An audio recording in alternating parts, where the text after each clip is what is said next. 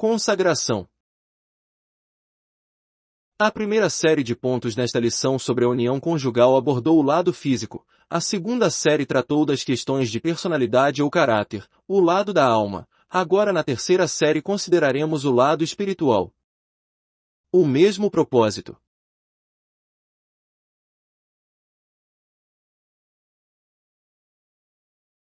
O cristão não deve casar com um incrédulo.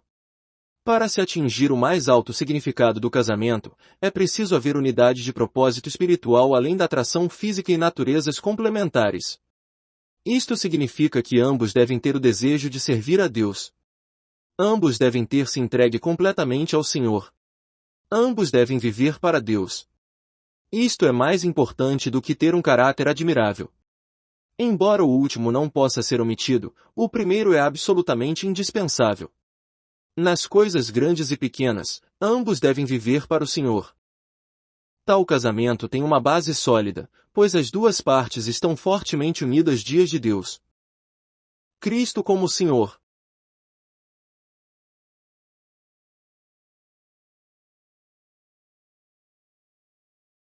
Quando existe unidade de propósito na família, não há conflito quanto a quem ocupa a posição de cabeça e quem obedece.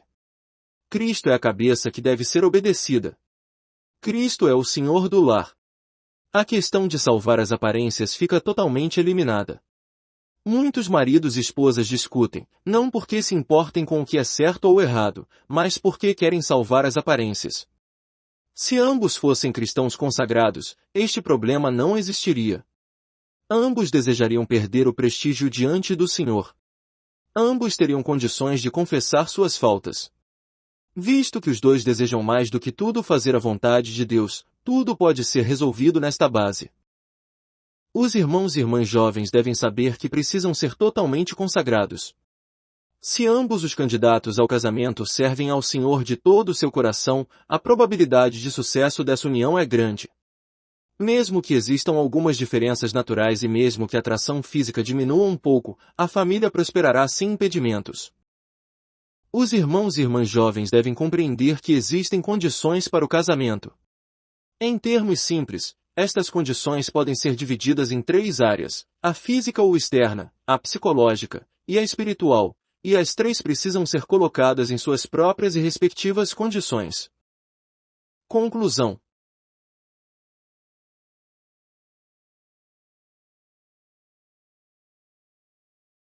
Temos de dar toda a ênfase à ideia de que a segunda geração da família tem muito a ver com a segunda geração da igreja.